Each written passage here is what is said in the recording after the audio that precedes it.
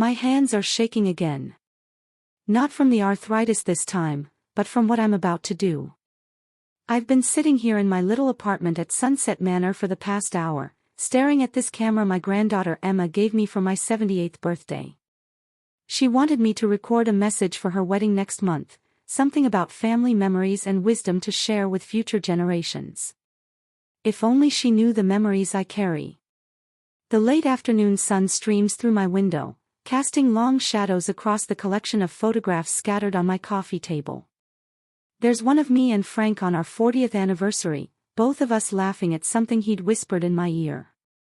Another of me in my classroom, surrounded by third graders holding up their Mother's Day cards.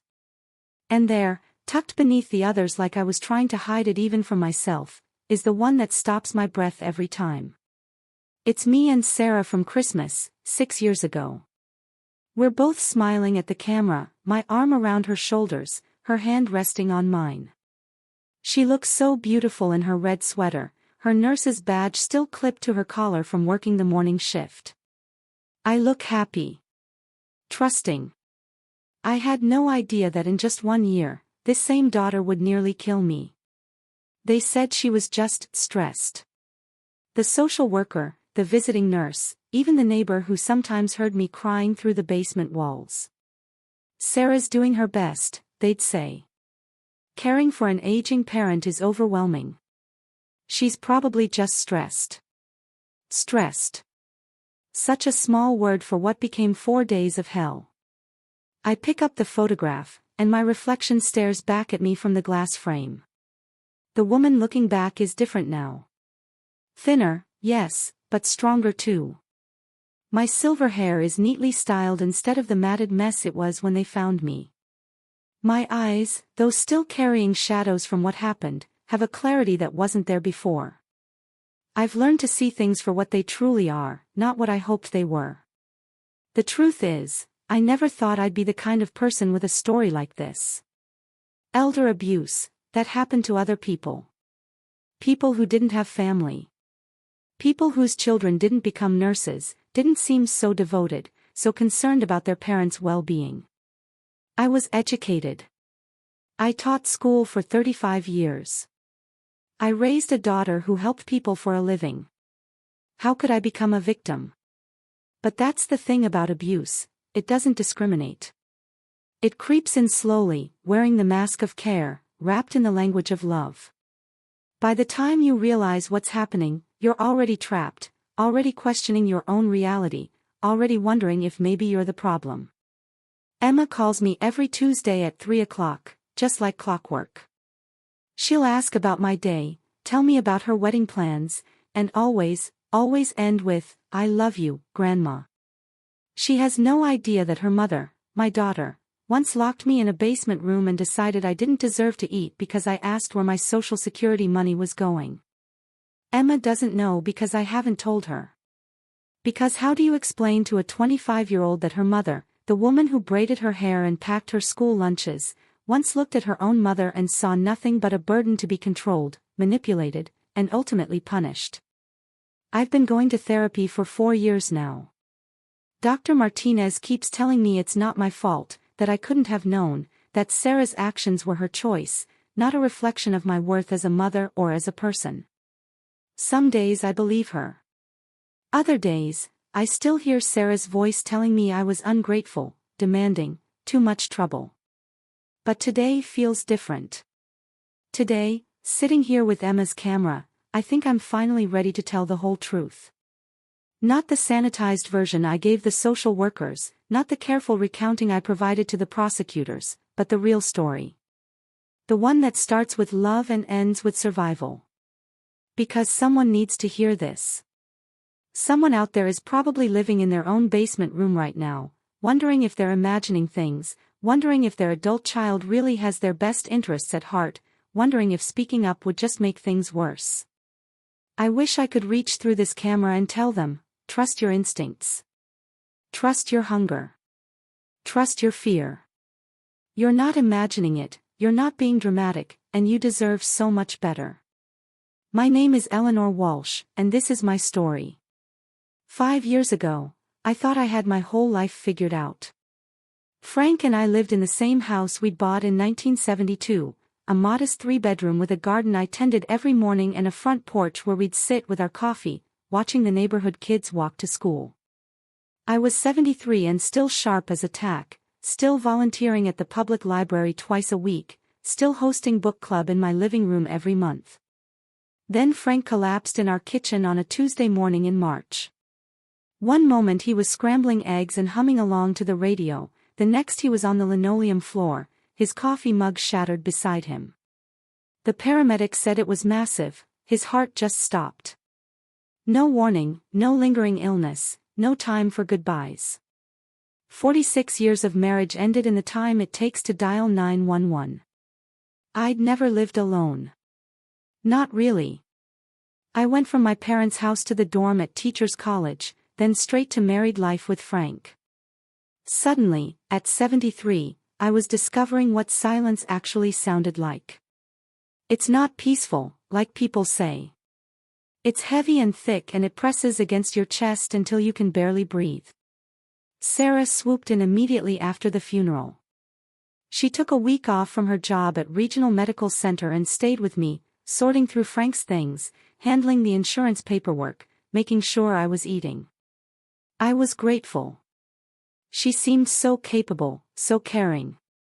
"You shouldn't be alone right now, Mom," she'd say, rubbing my back as I cried over Frank's reading glasses or his favorite coffee mug.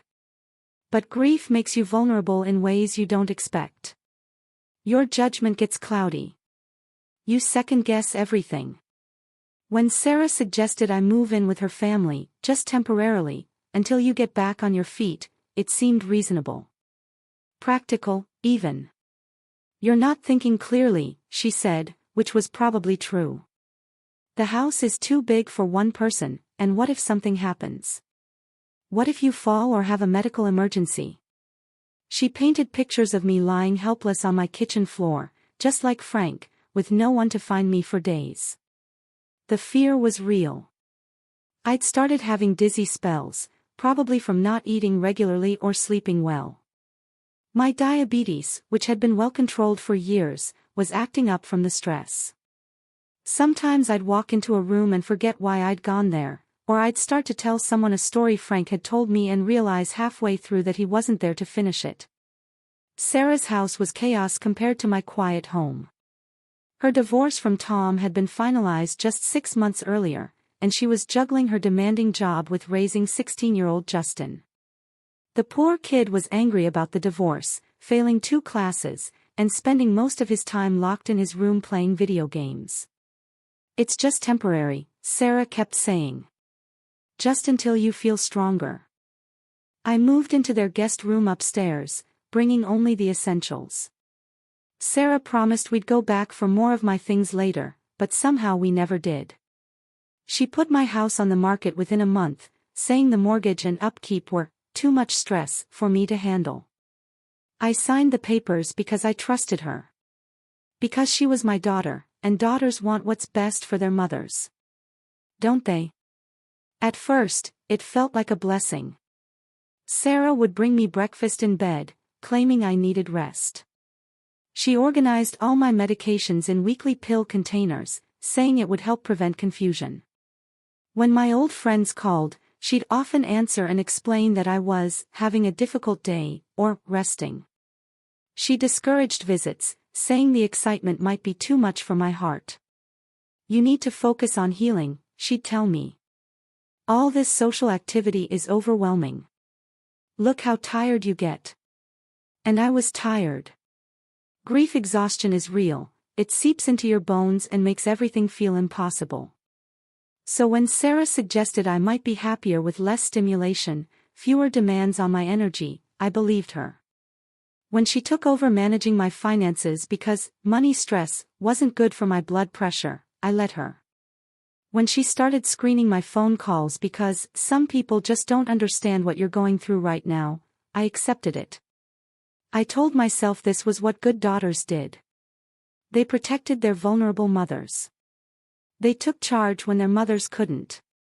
I had no idea I was disappearing, one small surrender at a time. Looking back now, I can see how perfectly Sarah orchestrated my isolation. But at the time, drowning in grief and confusion, it felt like love. The changes happened so gradually that I convinced myself I was imagining them. That's the insidious thing about psychological manipulation. It makes you doubt your own perceptions before you even realize you're being controlled. It started with my checkbook. I'd always handled my own finances, balanced my accounts to the penny every month for 40 years. But one morning, about 3 months after moving in with Sarah, I couldn't find it. When I asked her about it, she looked genuinely concerned. "Oh Mom, don't you remember? We talked about this last week. You were getting so stressed trying to keep track of everything, and you asked me to help." She pulled out a folder from her desk drawer. "See? I've been keeping all your statements organized right here. Isn't that better?" I stared at the folder, trying to remember this conversation that apparently never happened. But my memory had been fuzzy lately. Grief brain, Dr. Peterson had called it during my last visit. Maybe I had asked her to help. Maybe I was losing track of things more than I wanted to admit. "I'd just like to know where my money's going," I said weakly. "Of course you do. That's why I'm keeping such careful records." Sarah opened the folder and showed me neat columns of numbers in her handwriting. "See? Your Social Security, your pension, the money from Dad's insurance. Everything's accounted for." But something felt wrong. The numbers seemed smaller than they should be. When I mentioned this, Sarah's face crumpled. "Mom, you're scaring me. We've gone over this several times. Are you having more memory problems? Maybe we should talk to Dr. Peterson about adjusting your medication." The fear in her voice made my chest tight. Was I losing my mind? Was this how it started, questioning things that made perfect sense to everyone else? My friends started commenting that they hadn't heard from me in weeks. When I mentioned this to Sarah, she sighed heavily. "I know they mean well, but Mrs. Martinez called 3 times yesterday while you were napping. And Helen keeps wanting to drag you out to lunch when you're clearly not ready for that kind of stimulation." Sarah sat beside me on the couch, taking my hands. "I'm just trying to protect you from people who don't understand what you're going through." "But I miss them," I whispered. "I know, sweetie. But look what happens when you get overstimulated. You forget things, you get confused. Remember last week when you couldn't remember Helen's husband's name? You were so embarrassed." I had been embarrassed. Harold and I had known each other for 15 years, and his name had just vanished from my mind mid-conversation. The blank look on Helen's face had made me feel ancient and foolish. "Maybe when you're feeling stronger," Sarah continued. "When your memory is more stable.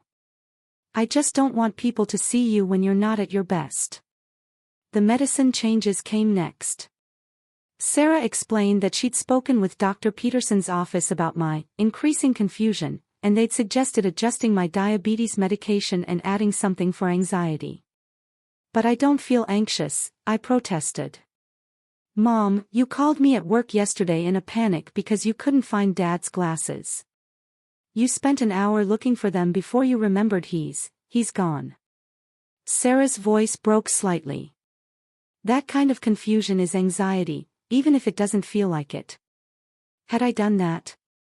The days were starting to blur together, each one exactly like the last. Maybe I was more confused than I thought. Justin started avoiding me around this time.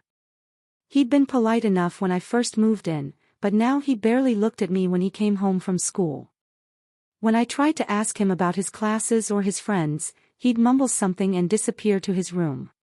"He's just going through a hard time with the divorce," Sarah explained. "Teenagers process things differently. Don't take it personally." But sometimes I caught him watching me with an expression I couldn't quite read. Not anger, exactly.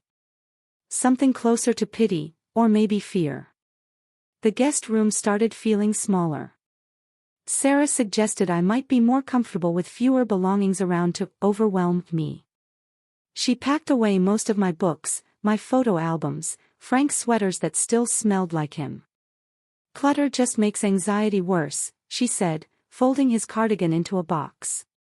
"Dr. Peterson says a calm environment is crucial for healing." By winter, I rarely left the house.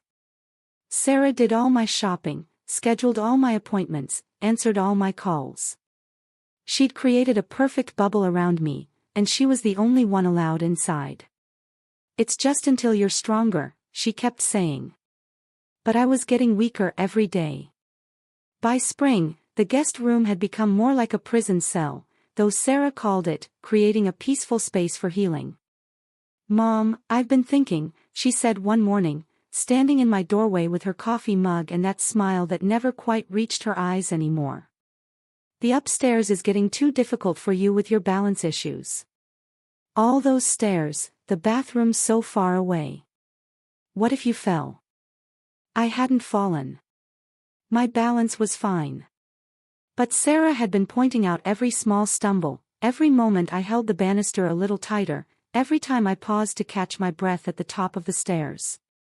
"I've fixed up the basement room for you. It's quieter down there, and there's a bathroom right next door. You'll have more privacy." Privacy. That's what she called it when she moved me to the basement. The room had a single small window near the ceiling that let in just enough light to remind you that there was a world above you that you couldn't reach. The bed was a twin mattress on a metal frame. There was a small dresser, a chair, and a mini fridge that Sarah stocked with appropriate snacks for my diabetes. "This is just temporary," she said, the same words she'd been saying for 8 months. "Just until we figure out the best long-term solution for your care." The basement was where the laundry room was, so Sarah had an excuse to come down several times a day. But somehow, she always managed to interrupt whenever I was trying to do something, read a book, write in my journal, even just sit quietly. She'd burst through the door with an armload of clothes and start talking about my medications, my confusion, my episodes. Episodes. That's what she called it when I questioned anything. The phone calls stopped completely. Sarah explained that the phone cord wouldn't reach the basement, and her cell service was spotty down there.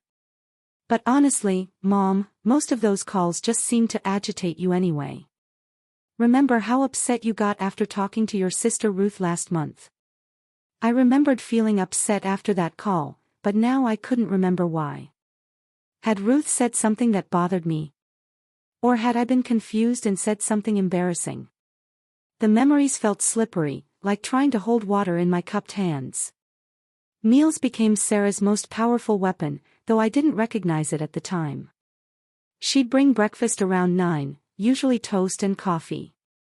Then nothing until dinner, which might come at 6 or might come at 8, depending on her mood. "Diabetics need to be careful about meal timing," she'd say when my stomach growled audibly during what should have been lunchtime. "Too much food can spike your blood sugar. Dr. Peterson wants you to lose some weight anyway." When I protested that I was hungry, she'd look at me with that expression of patient disappointment that made me feel like a difficult child. "Mom, we literally just ate 3 hours ago. This constant thinking about food is part of your anxiety. Maybe we need to talk to the doctor about adjusting your medications again." The mini fridge became both a blessing and a curse. Sarah would stock it with small containers of sugar-free pudding, diet yogurt, and bottled water.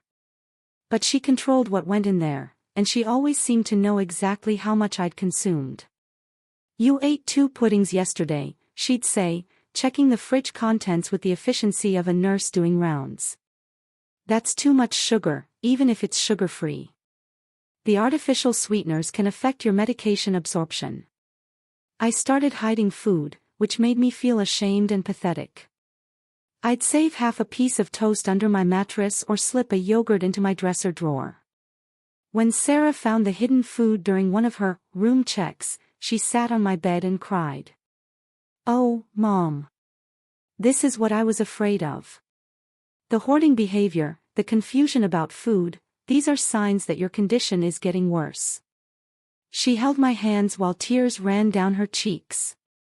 I'm scared for you. I'm scared of what might happen if I can't keep you safe. Her tears made me feel guilty for doubting her motives. Here she was, sacrificing her own comfort to care for her difficult, confused mother, and I was hiding food like a child sneaking cookies. Justin stopped coming downstairs entirely. Even when he did laundry, he'd wait until I was sleeping or until Sarah sent me upstairs for something. On the rare occasions when our paths crossed, he wouldn't meet my eyes. Once, I tried to ask him if everything was okay. "I'm fine, Grandma," he mumbled, but his voice cracked on the words. "Justin, if there's anything you want to talk about." "Mom says you get confused sometimes," he interrupted, still not looking at me. "She says it's better if I don't upset you with too much conversation." Another rule I hadn't known existed. Another wall closing in around me.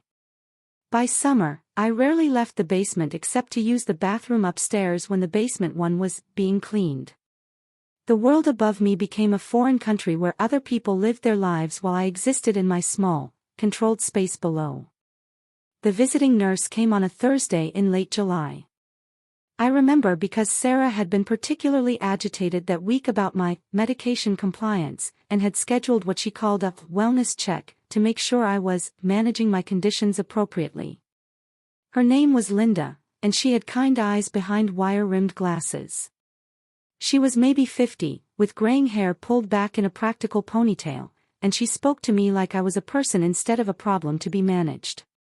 For the first time in months, someone was asking me direct questions instead of talking about me like I wasn't in the room. "How are you feeling, Mrs. Walsh?" she asked, pulling up the basement's only chair beside my bed while Sarah hovered in the doorway.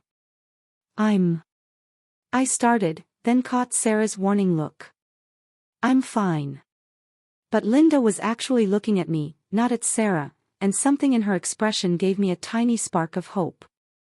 When she took my blood pressure, she commented that it seemed a bit low. When she weighed me, she frowned slightly at the number. "You've lost some weight since your last recorded visit," she noted, flipping through her clipboard. "How's your appetite been?" This was my moment. My chance to tell someone, a medical professional, someone trained to recognize problems, what was really happening to me. I glanced at Sarah, who was standing just behind Linda, shaking her head almost imperceptibly. "Sometimes I don't feel very hungry." "That's normal with depression and adjustment issues," Sarah interjected smoothly. "She's been struggling with appetite since Dad died. Sometimes I have to remind her to eat." Linda nodded sympathetically. "Grief can definitely affect appetite. Are you making sure to eat regular meals, even when you don't feel like it?" I wanted to scream. I wanted to grab this woman's hands and tell her that I was hungry all the time, that Sarah controlled every bite of food that came into this basement, that I dreamed about the full meals I used to cook for myself and Frank. Instead, I said, "Sarah takes good care of me." "I can see that," Linda said, smiling at Sarah. "You're fortunate to have such a devoted daughter." But then Linda asked Sarah to step upstairs for a moment to get my most recent blood work results, and suddenly we were alone. My heart pounded so hard I was sure Linda could hear it. "Mrs. Walsh," she said gently, "is there anything else you'd like to tell me?" Sometimes family members mean well, but they don't always understand what their loved ones are experiencing. This was it. This was my chance. I feel like I'm disappearing," I whispered, the words tumbling out before I could stop them. "I'm hungry between meals, but Sarah says I'm not supposed to eat more. And I never see my friends anymore, and I can't use the phone, and sometimes I feel like I'm going crazy because I can't remember if things really happened or if I'm just confused." Linda leaned forward, her expression growing more attentive. "Tell me more about feeling hungry. When was the last time you had a full meal?" "I don't remember," I admitted. "Sarah brings me breakfast and dinner, but sometimes dinner is just soup or crackers, and she says it's because of my diabetes, but I used to manage my diabetes just fine and I ate regular meals and..." "Mom?" Sarah's voice from the top of the basement stairs made me freeze. Is everything okay down there? Everything's fine, Linda called back. Then, more quietly to me, Mrs. Walsh, I can see you're experiencing some anxiety about your care situation. That's very common for elderly people who are adjusting to increased dependence on family members. My heart sank. She thought I was just anxious. Just confused. Sometimes when we're feeling uncertain about changes in our lives, we can become hyper-focused on things like meal times or social interactions, Linda continued in that patient, professional tone. It sounds like Sarah is doing an excellent job managing your complex medical needs. When Sarah returned with the paperwork, Linda's demeanor was warm and reassuring. Your mother is showing some signs of adjustment anxiety, which is completely normal. She's concerned about meal timing and feels isolated, but those are typical responses to the kind of life changes she's experienced. I was worried about that, Sarah said, sitting on the edge of my bed and taking my hand. She gets fixated on food sometimes, and she's been saying she wants to call people who might not understand her current limitations. That's very insightful of you to recognize those patterns, Linda said approvingly. Many family caregivers don't pick up on the subtler signs of emotional distress. I sat there, listening to them discuss my fixation on food and my unrealistic expectations about social contact, and felt something inside me break. Even a trained professional couldn't see what was happening to me. Or maybe she could see it and just didn't care. I'd recommend continuing with her current care plan, Linda concluded, packing up her supplies. You're doing an exceptional job, Sarah. Your mother is lucky to have someone so attentive to her needs. After Linda left, Sarah sat beside me on the bed again, but this time her hand on mine felt like a shackle. You see, Mom. Even the professionals can tell how well I'm taking care of you. I hope this helps you understand that your worries aren't based in reality. That night, lying on my narrow mattress in the basement dark, I wondered if I really was losing my mind. If the hunger was just in my head, if the isolation was just anxiety, if Sarah really was the devoted daughter everyone believed her to be. Maybe I was the problem after all. It started with a simple question that I should have been allowed to ask. It was a Tuesday morning in August, and Sarah was bringing me my usual breakfast, one piece of whole wheat toast and black coffee, when I noticed the envelope on her dresser upstairs. Through the basement doorway, I could see it clearly, my name on the return address, the familiar blue and white of a Social Security check. Sarah, I said as she set the plate down on my small table, I noticed my Social Security check came yesterday. Could we go over my finances today? I'd like to understand where my money is going. The change in her face was instant and terrifying. The mask of patient concern that she'd worn for months simply disappeared, replaced by something cold and furious that I'd never seen before. Excuse me. Her voice was dangerously quiet. I'd like to see my bank statements. It's my money, and I should know. Your money. She laughed, but there was no humor in it. Your money. Do you have any idea what it costs to keep you here? The food, the utilities, the medications, the time I take off work for your appointments. I shrank back against my pillow, shocked by the venom in her voice. Sarah, I didn't mean to upset you. You just what? You just don't trust me. After everything I've sacrificed for you. Her voice was rising now, and I could hear Justin moving around upstairs, probably trying to avoid another one of his mother's explosions. That's not what I meant. Do you know what my life was like before you moved in here? Do you have any idea how much I've given up to take care of an ungrateful, demanding old woman who questions every single thing I do? The words hit me like physical blows. Ungrateful. Demanding. Old woman. Not mom. Not even mother. Just an old woman who was a burden, a problem, a source of resentment. Sarah, please. No, you want to know about your precious money? Fine. Let's talk about money. She was pacing now, her nurse's scrub swishing angrily as she moved. Your Social Security barely covers your medications and doctor visits. The money from Dad's life insurance. That went to pay off the credit cards you and Dad racked up before he died. Your pension. That's going toward the equity loan I had to take out to renovate this basement into a suitable living space for someone with your needs. None of that sounded right. Frank and I had been careful with money our whole lives. We'd paid off our credit cards every month, and there hadn't been much debt when he died. But Sarah was throwing numbers at me so fast, with such authority, that I couldn't keep track.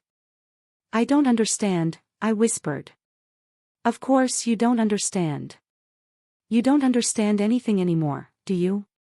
You can't remember what you ate for breakfast, but you think you can manage your own finances. She leaned down, bringing her face close to mine. You want to know where your money goes? It goes to keeping you alive and housed and fed, you selfish old bat. I started crying. I couldn't help it. This was my daughter, my only child, the little girl I'd rocked to sleep and helped with homework and cheered for at high school graduation. And she was looking at me like I was something disgusting she'd found on the bottom of her shoe. Don't start with the tears, she snapped. I'm so tired of the manipulation, the guilt trips, the constant demands for attention. I wasn't. I don't. I couldn't form coherent words through my sobs. You know what? I'm done. I am done pretending that taking care of you is anything other than the worst mistake I've ever made. She walked toward the basement stairs, then turned back. You want to know about your money? You want to question how I'm managing things? Fine. Let's see how you manage on your own for a while. What do you mean? I mean I'm too stressed to cook for someone who doesn't appreciate what I do. I'm too stressed to cater to your constant demands. Maybe a little independence will help you remember what it's like to be grateful. She stormed upstairs, and I heard her slam something, maybe a cabinet door, maybe her bedroom door. The sound echoed through the basement like a gunshot. I sat on my bed, still crying, trying to understand what had just happened. Had I really been ungrateful? Was I demanding? I thought I'd been quiet, compliant, trying not to be a burden. But maybe Sarah was right. Maybe I was worse than I realized. Hours passed. No breakfast replacement came. No lunch appeared. Around 3 o'clock, my stomach started growling audibly, a sound that seemed obscenely loud in the basement silence. I opened the mini fridge. Empty except for 2 bottles of water. That's when I realized this wasn't just a tantrum. This was punishment. And I had no idea how long it would last. By Wednesday evening, the hunger had become a living thing inside me, gnawing and clawing at my insides. I'd had nothing but water since that single piece of toast on Tuesday morning. My hands shook when I tried to hold the water bottle, and when I stood up too quickly, the room spun around me like a carnival ride. Sarah came down that evening to do laundry, acting like nothing had happened. She hummed while she loaded the washing machine, the same tune she used to hum when she was a little girl helping me fold towels. Sarah, I said carefully, my voice hoarse from crying and dehydration, I'm very hungry. Could I please have something to eat? She looked at me with those cold eyes that had replaced my daughter's warm ones. Are you grateful now? Have you learned to appreciate what I do for you? Yes, I whispered. Yes, I'm grateful. I'm sorry I questioned you about the money. I trust you completely. She tilted her head, considering. Then she reached into her pocket and pulled out a small package of saltine crackers, the kind you get with soup at restaurants. Here, she said, tossing them onto my bed. Don't say I never feed you. 6 crackers. That's what I got for apologizing, for debasing myself, for promising to be grateful. 6 crackers that I ate so slowly, trying to make them last, trying to trick my stomach into thinking it was a real meal. Thursday was worse. Sarah didn't come down at all except to move laundry from the washer to the dryer. I could hear her upstairs, cooking dinner for herself and Justin. The smell of pot roast drifted down through the basement vents, and I found myself pressing my face against the door at the top of the stairs, breathing in the aroma like it could somehow nourish me. When I knocked on the door and called out that I needed food, Sarah's voice came back sharp and annoyed. "Stop being so dramatic, Mother. You're not going to starve to death from missing a few meals. Maybe this will teach you to be more appreciative." More appreciative. As if gratitude was something I'd forgotten how to feel instead of something that was being beaten out of me with each passing hour. I started rationing the water, terrified that she might take that away too. My mouth felt like cotton, and my lips were starting to crack. When I looked in the small mirror above the basement sink, I barely recognized myself. My cheeks were hollowing out, my eyes looked enormous in my gaunt face, and my skin had taken on a grayish pallor. By Friday morning, I couldn't stand without holding onto something. My legs felt like they might fold under me at any moment. I'd started having what I can only describe as hallucinations, brief moments where I thought I saw Frank sitting in the corner of my room, or heard my mother calling my name from upstairs. That's when Sarah brought down a visitor. "Mom, this is Karen from my work," she said, leading a younger woman in scrubs down the basement stairs. "I wanted her to see how you're doing because I'm worried about your appetite lately." Karen had a clipboard and a professional smile. She was probably in her 30s, blonde and efficient looking. A nurse, like Sarah. "Hi, Mrs. Walsh," Karen said brightly. "Sarah tells me you've been having some trouble with eating. How are you feeling?" I stared at her, this lifeline that Sarah had dangled in front of me. Here was another medical professional, someone who might see what was happening. But Sarah was standing right there, and the memory of Linda's dismissal was still fresh in my mind. I started, then saw Sarah's warning look. "I haven't been very hungry." That's common in elderly patients, especially those dealing with depression and adjustment issues, Karen said, making notes. "Sarah mentioned you've been resistant to meals she's prepared." Resistant. That's how Sarah had framed it. Not that she'd stopped feeding me, but that I was refusing food. "Sometimes she forgets she's eaten," Sarah added sadly. "Or she'll claim she's hungry right after finishing a meal. It's heartbreaking." I wanted to scream. I wanted to grab Karen's arm and tell her I hadn't eaten a real meal in 3 days, that my daughter was slowly killing me while making it look like I was doing it to myself. But what came out of my mouth was, "Sometimes I get confused." "Well, you look a little thin," Karen admitted, "but your daughter is clearly doing everything she can. Maybe we should talk about some appetite stimulants or nutritional supplements." After Karen left, Sarah sat on my bed and stroked my hair like she used to when I was sick. "You did good, Mom," she said softly. "You're learning." That night, she brought me a cup of broth and 3 crackers. It was the most food I'd had since Tuesday, and I cried while I ate it, hating myself for being grateful for scraps, hating myself for not finding a way to make Karen understand. By Saturday morning, I could barely lift my head from the pillow. By Saturday afternoon, I knew I was dying. It wasn't dramatic or sudden, just a quiet certainty settling into my bones along with the weakness. For days without real food, and my body was starting to shut down. I could feel it in the way my heart fluttered irregularly, in the way my thoughts kept drifting away from me like smoke, in the way I had to concentrate just to remember to breathe. Sarah had left for her Saturday shift at the hospital, and Justin was somewhere upstairs playing video games with his headphones on. The house felt empty except for the sound of my own labored breathing echoing off the basement walls. That's when I remembered the phone. It was Frank's old cell phone, a basic flip model from years ago that I'd kept in my purse when I moved in with Sarah. She'd taken my regular phone away months ago, claiming the service plan was too expensive and that I didn't need to be bothering people when I was confused. But somehow, she'd missed this one. I'd hidden it in the bottom of my underwear drawer, wrapped in one of Frank's handkerchiefs.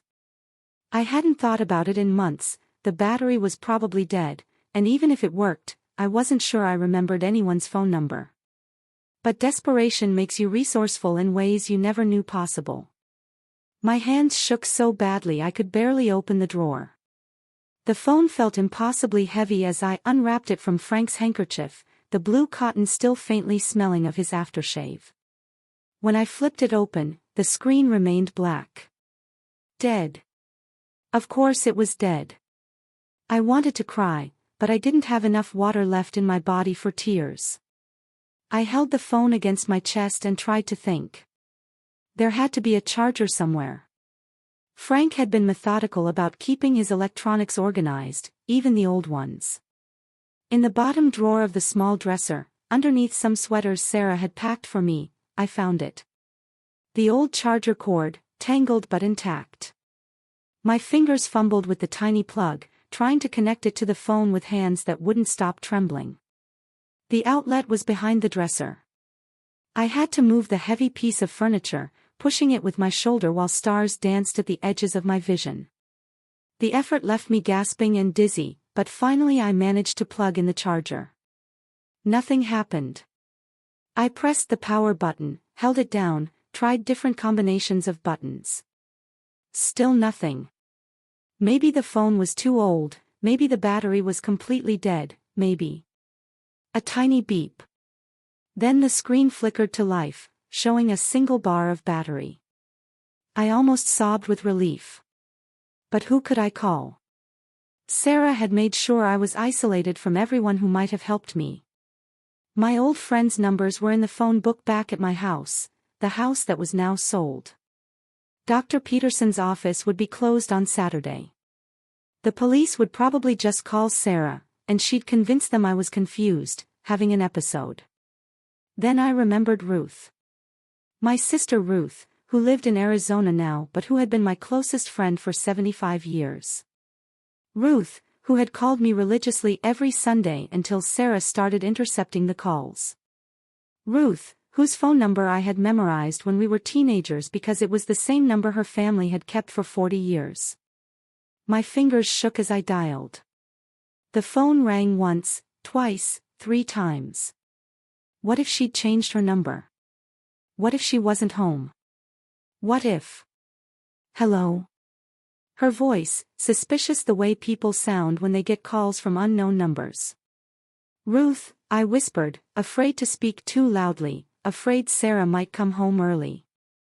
Ruth, it's Eleanor. Eleanor? Eleanor, honey, where are you calling from? I've been trying to reach you for months, but Sarah keeps saying you're too sick to talk. The sound of her voice, warm and familiar and real, broke something open inside me. Ruth, I need help. I'm in trouble. Sarah is, she's hurting me. What? Eleanor, what's wrong? You sound terrible. I haven't eaten in 4 days. She's locked me in the basement and she won't feed me and nobody believes me when I try to tell them. The words tumbled out in a rush, desperate and disjointed. She's been controlling everything, my money, my food, my phone calls. Ruth, I think she's trying to kill me. There was silence on the other end, and for a terrifying moment I thought she might hang up, might think I was as confused as everyone else said I was. Eleanor, listen to me very carefully. Where exactly are you right now? I'm in the basement of Sarah's house. She's at work but she'll be back tonight and... What's the address? I gave her the address, surprised that I could still remember it. Okay, honey. I'm going to call Mrs. Chen. You remember Mrs. Chen from your old neighborhood? She still has your key, and she's been asking about you. We're going to get you out of there. But Ruth, I can barely walk. I'm so weak, and if Sarah comes home, we'll figure it out. But Eleanor, you need to stay awake and stay strong for just a little bit longer. Can you do that for me? I closed my eyes, clutching the phone like a lifeline. I can try. Good girl. Help is coming. I must have dozed off clutching Frank's phone, because the next thing I knew, someone was calling my name from upstairs. Not Sarah's voice, something gentler, more familiar. Eleanor. Eleanor, it's Margaret Chen. I'm coming down. Mrs. Chen. My neighbor from my old street, the woman who used to bring me tomatoes from her garden and help me carry groceries when my arthritis was bad. I heard footsteps on the basement stairs, and then she appeared in my doorway with two young men I didn't recognize, her sons, I realized, grown up now from the teenagers I remembered. The look of horror on her face when she saw me told me everything I needed to know about how I looked. "Oh, my dear God," she whispered, rushing to my bedside. "Eleanor, what has she done to you?" I tried to sit up, but the room spun violently. "Margaret, you came. Ruth called you." "She did, and thank heaven she did." Mrs. Chen's hands fluttered over me, checking for injuries without quite knowing where to start. "Boys, take pictures. Document everything. We'll need evidence." Her older son, David, I think, was already taking photos with his phone. The basement room, the empty mini fridge, me lying on the narrow bed in clothes that hung loose on my shrunken frame. "How long since you've eaten?" Mrs. Chen asked, her voice tight with anger. "Really eaten?" "Monday, maybe Sunday.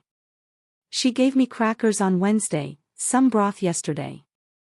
I think." The days. I trailed off, confused by my own timeline.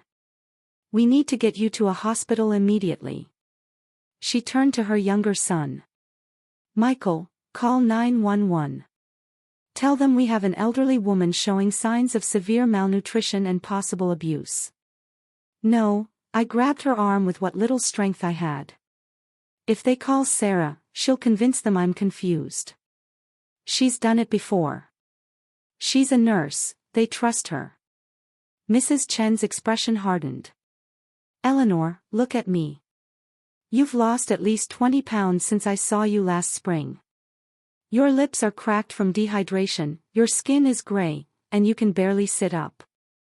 No amount of manipulation can explain this away." Michael was already on the phone with emergency services, describing my condition in clinical terms that made me sound like a medical emergency rather than a confused old woman. That's exactly what I was, I realized, a medical emergency. When the paramedics arrived, they took one look at me and immediately started in 4. The young woman checking my vital signs kept shaking her head and muttering under her breath. "Ma'am, when was the last time you had a full meal?" she asked while taking my blood pressure. "I don't remember," I admitted. "Her daughter has been systematically starving her," Mrs. Chen said firmly. "This is elder abuse, and I want that documented in your report." The male paramedic looked skeptical. "Ma'am, we need to be careful about making accusations.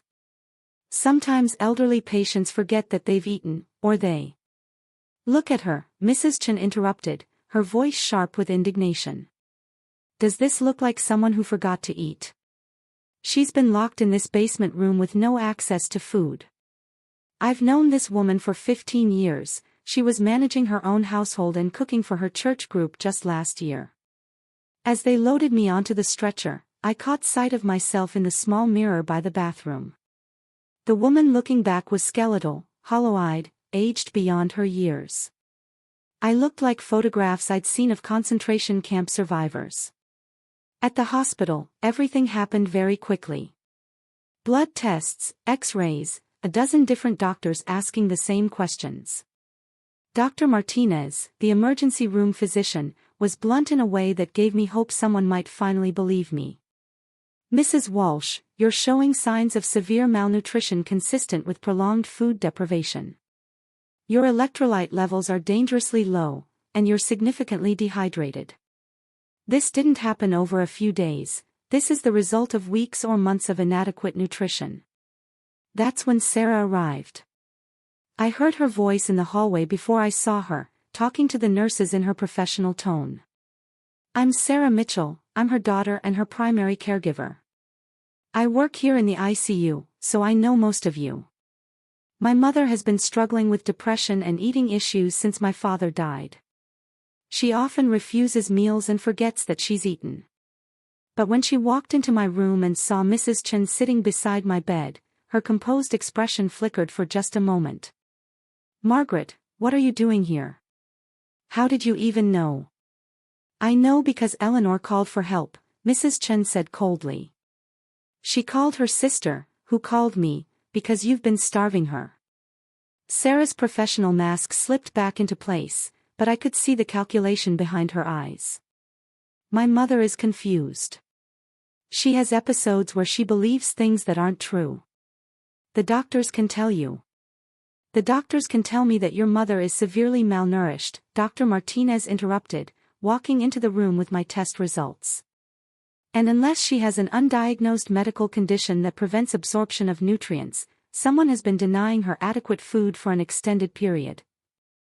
For the first time in months, Sarah had no answer. The social worker arrived on my second day in the hospital. Her name was Patricia Williams, and she had the kind of gentle but determined demeanor that told me she'd seen situations like mine before. She pulled up a chair beside my bed while Sarah sat stiffly in the corner, her arms crossed defensively. "Mrs. Walsh, I'm here to investigate allegations of elder abuse," Patricia said, opening a thick folder. "I need to ask you some questions, and I want you to answer honestly. You're safe here, and no one can retaliate against you for telling the truth." I glanced at Sarah, who was watching me with that familiar warning look. But something had shifted in me during those 48 hours of 4 fluids and regular meals. My mind was clearer, my voice stronger.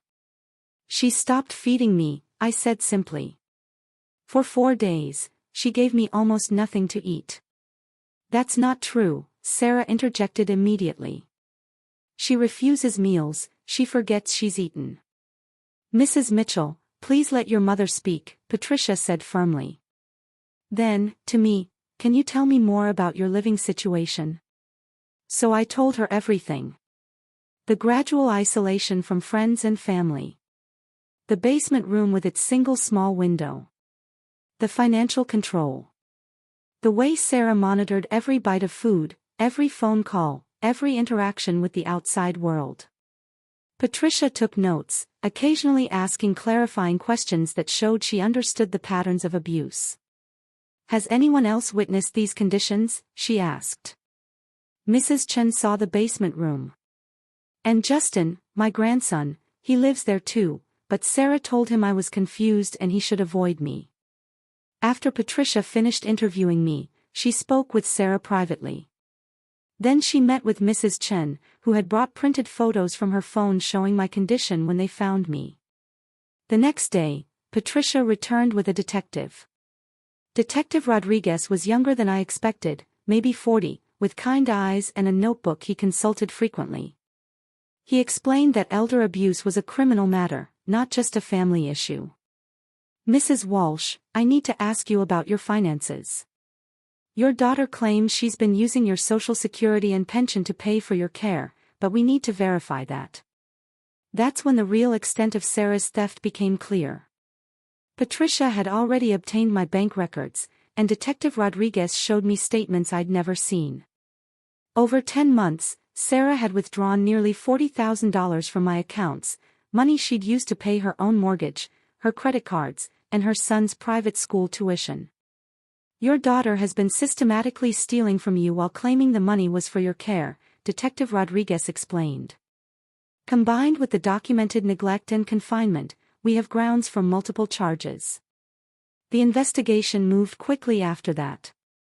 They interviewed the hospital staff who had treated me, documented my 23-pound weight loss, and photographed the basement room before Sarah could clean it up. They spoke with Justin, who finally broke down and admitted he'd been afraid to say anything. "She told me Grandma was sick in her mind," he said in his recorded statement that Patricia played for me later. "But sometimes I heard her crying, and Mom would get really angry if I tried to go downstairs. I knew something was wrong, but I didn't know what to do." The most damning evidence came from Mrs. Chen's security camera. After Frank died, she'd installed a system to watch over the neighborhood, and it had captured footage of my old house's driveway.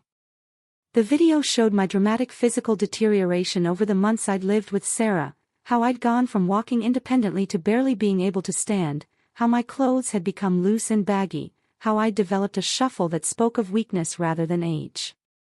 "This is a clear timeline of systematic abuse," Detective Rodriguez told me.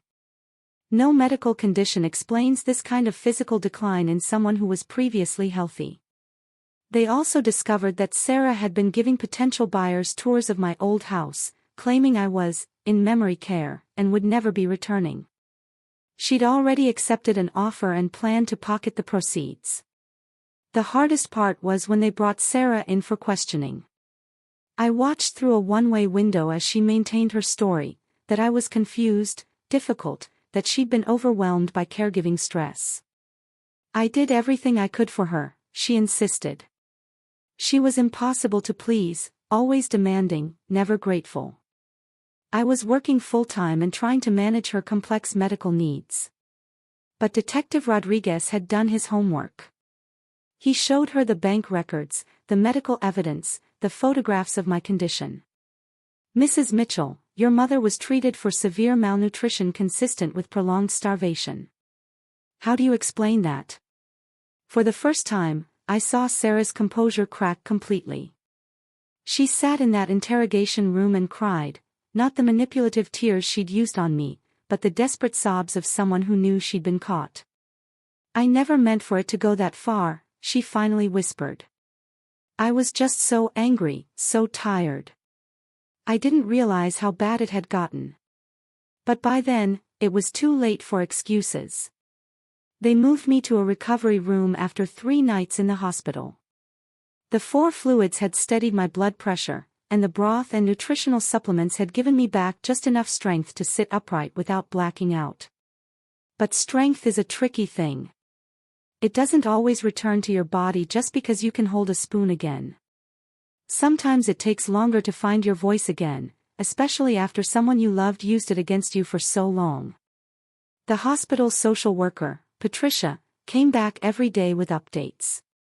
She explained that Adult Protective Services was officially filing charges, and a detective named Rodriguez would be interviewing additional witnesses. Sarah wasn't allowed to see me unless I gave permission, and I didn't. The thought of her sitting beside my bed, cooing about my health while explaining away her caregiver fatigue, made my skin crawl. But even with Sarah barred from my room, I couldn't escape her entirely. Her voice lived in my head, repeating all the things she'd said over the past year. That I was ungrateful. That I was imagining things. That she was the only reason I was still alive. Patricia had warned me the legal process would be slow and exhausting. "You'll likely need to testify," she said gently. "You'll be asked to tell your story more than once. It's not fair, but it's the way justice works." I nodded. I'd already lived through the worst part. Speaking the truth, again and again, if I had to, wasn't going to kill me. What nearly had was staying silent. They scheduled the preliminary hearing for early November. The leaves were changing outside, and I remember thinking how odd it was that the world kept turning.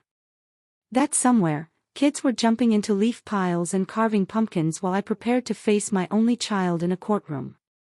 Patricia helped me find an elder law advocate who agreed to represent me pro bono. His name was Mark Whitmore, a soft-spoken man in his early 60s who had handled dozens of similar cases. "It's becoming more common than people realize," he told me during our first meeting. "Family members exploiting aging parents, especially when cognitive decline can be used as a smokescreen. Your clarity is your strongest weapon." Clarity. That word stuck with me. For so long I'd been made to feel foggy, unreliable, unstable. But sitting in that sterile conference room with Mark, I began to believe that my memories were not only intact, they mattered. The courtroom was cold the day of the hearing. I wore a gray cardigan and a string of faux pearls that had belonged to my mother, something to anchor me in dignity. Sarah sat at the opposite table in a black dress and low heels, her hair pulled into a severe bun. She looked exactly how she always did at professional events, composed, competent, concerned. Her lawyer, a sharp-jawed woman named Ms. Garland, opened with the predictable defense that Sarah had been overwhelmed, that caregiving is isolating and underappreciated, that I was suffering from age-related confusion exaggerated by grief. I sat there, listening to her reduce my experience to symptoms, my truth to inconvenience. But when Mark stood up and played the audio recording from Justin's interview, the part where he said he'd heard me crying for hours, that Sarah forbade him to bring me food, I saw Sarah flinch for the first time. Then Mrs. Chen took the stand. She described what she saw the day she found me. The weight loss, the dehydration, the trembling in my limbs, the hollow look in my eyes. She held up printed photographs of the basement room, the empty fridge, the condition of the mattress. "This is not how you care for a parent," she said firmly, her voice loud and unwavering. "This is how you isolate and punish someone." After her came Dr. Martinez, the ER physician, who reviewed my lab results and explained that my condition wasn't the result of depression or normal aging, it was deliberate, prolonged starvation. When it was my turn, the bailiff asked if I needed help walking to the stand.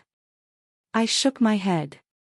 I wanted to walk there myself, even if it took longer. Even if my knees trembled. I needed the judge and the jury, and Sarah, to see that I still had strength. That I hadn't disappeared. I told them everything. I spoke of the basement, the crackers, the broth, the way Sarah would hum while folding laundry like nothing was wrong. I described the fear, the confusion, the shame of being made to feel like a burden in your own child's home. When I looked at Sarah during my testimony, her face was unreadable. But I caught one flicker, something like panic, when I mentioned the Social Security envelope on her dresser. That was the moment she knew she'd lost control of the narrative. The judge ordered a full trial. Sarah's bail was set, and she was placed under supervision pending the criminal case. Over the following months, investigators compiled more damning evidence, financial records, electronic messages where Sarah had joked to a friend about being stuck with a freeloading corpse, and the real estate documents proving she'd been preparing to sell my old house behind my back. It never went to full trial. Sarah took a plea deal. Elder abuse. Financial exploitation. Neglect of a dependent adult. She was sentenced to 2 years probation, 500 hours of community service, and mandatory counseling. No jail time. The courtroom buzzed with whispers when the sentence was read. Mark placed a steady hand on my shoulder. "This is a step forward, even if it's not everything you hoped." He was right. It wasn't enough, not for what I'd endured. But it was something. It was a public record. It was the truth, documented and undeniable. Sarah could no longer pretend it didn't happen. And neither could I. After the sentencing, I returned to Sunset Manor, not just as a resident, but as a survivor. I wasn't anyone's secret anymore. When I returned to Sunset Manor, it was not the same place I had left months before. The walls were still painted that familiar soft peach, and the windows still overlooked the garden where volunteers planted spring tulips. But I was different. Something inside me had been scraped raw, like skin healing over too quickly without time to breathe. I had survived the courtroom, the paperwork, the interviews, the polite nods from doctors who now saw me as more than just Sarah's mother. But now came the part no one had warned me about, what it meant to live after survival. The first week back, I couldn't sleep through the night. I kept waking in the dark, heart pounding, convinced I'd hear footsteps on the stairs or smell pot roast drifting through a vent I couldn't reach. I'd sit up in the narrow bed, waiting for someone to come down and scold me for moving without permission. Only when the silence held and the overhead light stayed off did I start to believe I was truly alone. Safe. But safety felt foreign after so many months of vigilance. Even something as simple as choosing my own meals in the dining hall made me hesitate, as though someone might appear beside me and whisper that I didn't deserve more than toast. The staff at Sunset Manor was kind. The director, Ms. Evelyn Graves, had been briefed on my situation and assigned a nurse named Carla to check in on me daily, not out of suspicion, but as reassurance. Carla had a gentle way of speaking, as if she were talking to a deer on the edge of bolting. She asked questions without pressure and listened without judgment. Still, it took time. I found myself apologizing every time I asked for something, even a glass of water or a different pillow. The habit of minimizing my needs had sunk deep. It was Dr. N. Michaels, my therapist, who gave me the first language to name what I was experiencing. Trauma repetition, she called it, the mind reenacting abuse in subtle ways, not because it enjoys pain, but because it's still trying to make sense of what happened. I was, she explained, attempting to stay small enough never to be punished again. It made me cry when she said that. Not because it hurt, but because it made so much sense. Our sessions became my anchor. I began to talk not only about Sarah, but about myself, about the mother I had been, the teacher I once was, the woman I feared I'd lost. I confessed my guilt, the quiet shame of not having seen the signs, not having protected myself. And Dr. Michaels would gently redirect me, "You trusted your daughter because you loved her. That's not a failure. That's human." Some days were better than others. On good days, I joined the knitting circle in the common room and even offered to help one of the other residents, Mrs. Delaney, organize a book club. On harder days, I stayed in my room with Frank's old handkerchief clutched in my hand, trying to remember the sound of his laugh. I had begun painting again, simple watercolors of things I used to grow in my garden. Peonies. Snapdragons. The little marigolds that always lined our walkway. I wasn't very good, but the act of creating something with my hands made me feel connected to a time when I was whole. Emma visited a few weeks after the sentencing. I hadn't told her the full story yet, only that I'd had some difficulties living with her mother, and that I was taking time for myself now. She brought a bouquet of daisies and a photo album she'd been putting together for her wedding. When she hugged me, I nearly broke apart in her arms. She didn't push for details, but I could see the questions forming in her eyes. I knew that one day I would have to tell her everything. But not yet. For now, it was enough to feel her warmth and to know that she still saw me, not as a fragile old woman or someone to manage, but as her grandmother. One morning, Carla left a pamphlet on my nightstand, Elder Voices, Advocacy Group for Survivors of Family-Based Abuse. At first, I wasn't sure I belonged there. The word survivor felt too large, too brave. But the next Tuesday, I took the facility shuttle downtown and found myself in a small community center room with 5 other people, 3 women, 2 men, all with stories that made my chest ache. One had been neglected by a nephew who sold her medication to pay rent. Another had lost everything to a son's gambling addiction. We spoke in circles at first, hesitant and careful, like strangers touching wounds. But by the 3rd meeting, I said it out loud, "My daughter starved me." No one flinched. No one told me I was imagining it. They nodded, and one woman reached across the table and took my hand. That moment, that tiny, wordless gesture, was the first time I truly believed that I was no longer alone. Since then, I've spoken at 2 local elder care conferences. Nothing grand, just 10-minute talks about what to watch for, how easily abuse can hide behind the mask of care. I always bring up the little things, the way Sarah handled my mail, how she explained away my confusion, how everyone saw her as devoted until it was too late. I don't tell my full story yet. But I tell enough to make people pause. And sometimes, after my talks, someone in the audience lingers. A woman in her 60s. A man with tears in his eyes. They always ask the same question, "How did you get out?" And I always answer, I started by trusting the part of me that still knew something was wrong. It's a long road, healing. Some days I still doubt myself. Still hear Sarah's voice in the back of my mind, telling me I was difficult, demanding, delusional. But now I have new voices too, Dr. Michael's, Mrs. Chen, Carla, even my own. Voices that say I am worthy.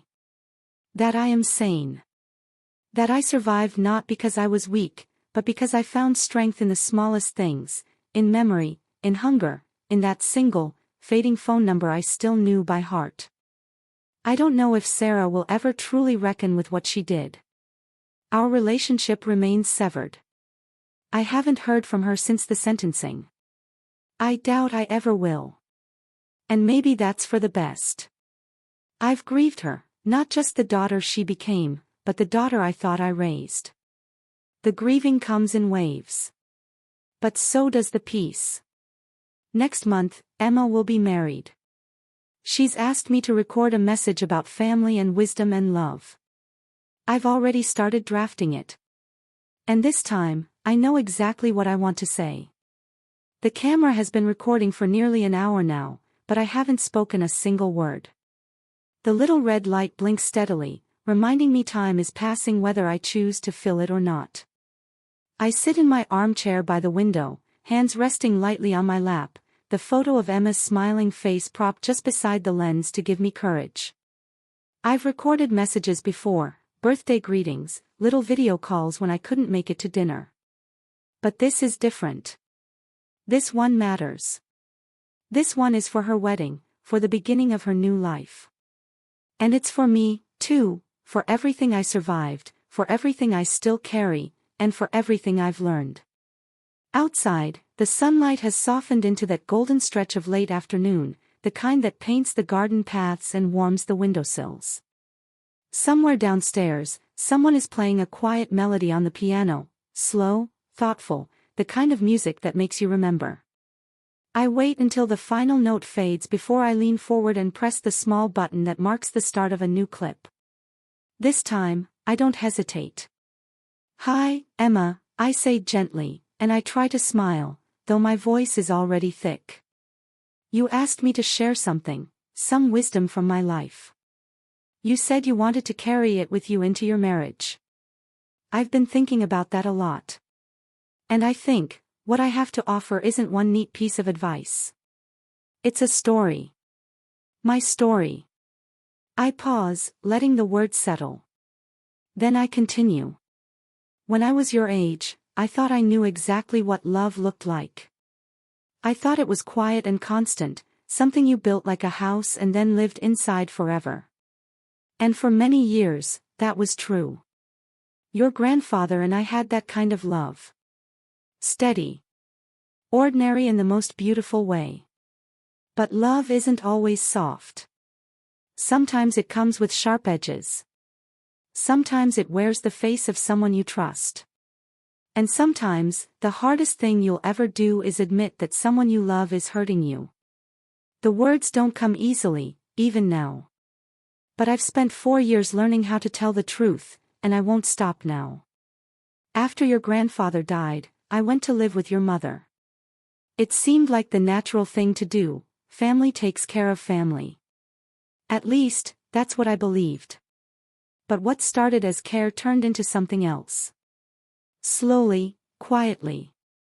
It was little things at first. A misplaced checkbook. Cancelled lunch plans. Phone calls I wasn't allowed to answer. And then it became bigger. The locked basement door. The empty fridge. The meals that never came. I glance at the window, where the light is beginning to fade. The evening is arriving, gentle and sure, like truth. I didn't know how to explain it to anyone. I go on.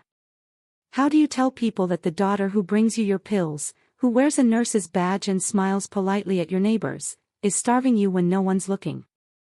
How do you make them believe that the problem isn't confusion, or dementia, or grief, but cruelty?